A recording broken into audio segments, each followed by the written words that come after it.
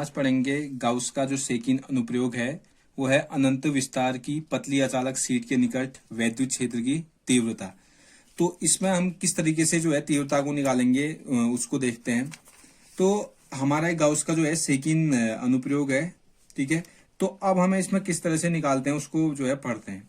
तो सबसे पहले हमने क्या कर रखा है कि माना अनंत विस्तार की एक पतली अचालक जो है हमारे पास सीट है, तो जिसके निकट बिंदु P पर हमें क्या करना है, वैद्युत क्षेत्र की तीव्रता ज्ञात करनी है।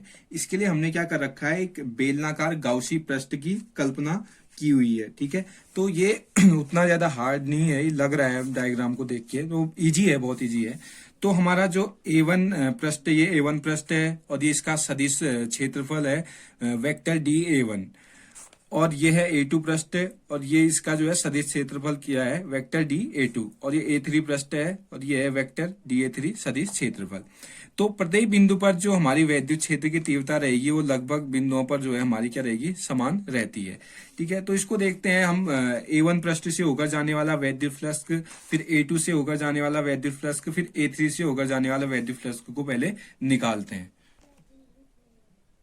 तो हमारा जो पृष्ठ A1 से होकर जाने वाला वैद्युत फ्लक्स निकालेंगे, तो उसको हमने निकाला है φ1 बराबर integration E dA1 cos theta, ठीक है। यहाँ पर जो थीटा की वैल्यू रहेगी वो कितनी रहेगी, 0 रहेगी, क्योंकि A1 और DA1 जो है हमारा इसका सदिश क्षेत्रफल, तो इसके बीच बनने वाला कोण जो है वो यहाँ पर थीटा 0 रहेगा। ऐसे ही इस पर भी रहेगा।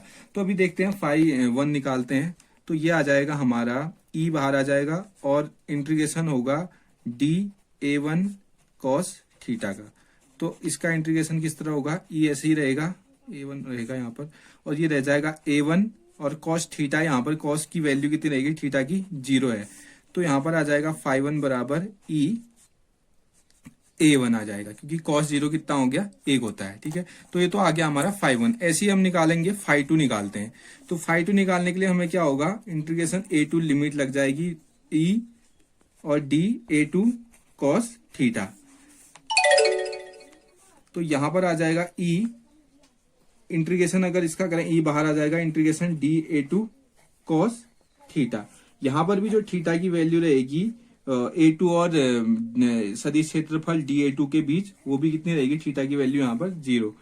तो यहाँ पर रहेगा E D, इसका हो जाएगा A2 इंटीग्रेशन करेंगे तो, और ये cos थीटा की वैल्यू हमें पता है कि यहाँ पर हमारी 0 है। तो φ2 आ जाएगा, φ2 की वैल्यू आ जाएगी E A2 आ जाएगी। उसके बाद हम φ3 निकालते हैं। φ3 मतलब A3 से होकर जाने वाला, ये तो था हमारा A2 से होकर जाने वाला वैद्युत फ्लक्स। अब निकालेंगे A3 से होकर जाने वाला वैद्युत फ्लक्स।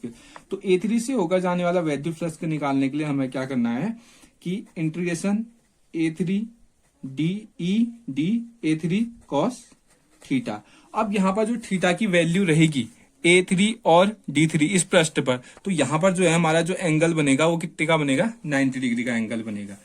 तो इस तरीके से देखते हैं इसको, E बाहर आ जाएगा और इसका इंटीग्रेशन अगर यहाँ पर करें तो ये आ जाएगा A3 और cos, यहाँ पर थीटा की वैल्यू कितनी रहेगी, 90 रहेगी। तो यहाँ पर ये हो जाएगा 0, cos 90 0 होता है, तो ये आ जाएगा 0 आ जाएगा। तो φ3 हमारा कितना आ गया, 0 आ गया। इसीलिए हम जो है,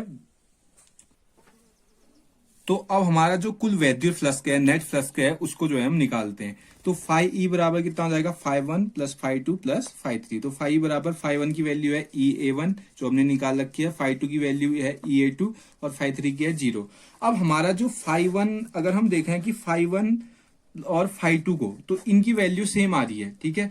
और हमारा जो क्षेत्र पृष्ठ है A1 और A2, तो वहां पर जो एंगल है वो भी हमारा सेम है। तो हम क्या कर सकते हैं कि जो पृष्ठ हमारा A1 और A2 है, तो इसको हम कह सकते हैं, चूंकि A1 बराबर A2 बराबर A के ले सकते हैं, ठीक है। इसको A1 को और A2 को A के इक्वल रख देते हैं, ठीक है। तो φE बराबर हो जाएगा E दोनों में से कॉमन ले लेते हैं और यहाँ पर आ जाएगा A, इसको हमने A के इक्वल लिया है A1 को, और इसको भी A के इक्वल।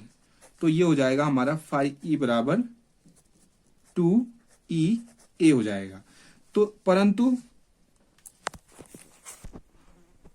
परंतु हमारा गाउस के प्रमेय से जो होता है वो φE बराबर 1/ε0Q होता है। यहाँ पर जो आवेश है, तो हमारा यहाँ पर आवेश Q बराबर है सिग्मा A। Q बराबर कितना है, सिग्मा ए है। तो यहाँ पर हो जाएगा फाई ई बराबर 1/ε0 और इसकी जगह रख दिया हमने आवेश की जगह सिग्मा ए रख दिया। तो ये हो जाएगा इसकी वैल्यू फाई की वैल्यू कितनी थी 2EA है इसकी वैल्यू, तो 2EA हमने यहाँ पर रख दिया। तो 1/सिग्मा और 1/ε0 और सिग्मा ए हो गया। तो ए से ए कैंसिल आउट हो गया, तो यहाँ पर आएगा 2E बराबर 1/ε0 और सिग्मा। तो इसीलिए हमारी जो ई की वैल्यू आएगी वो आएगी हमारी सिग्मा अपॉन 2ε0।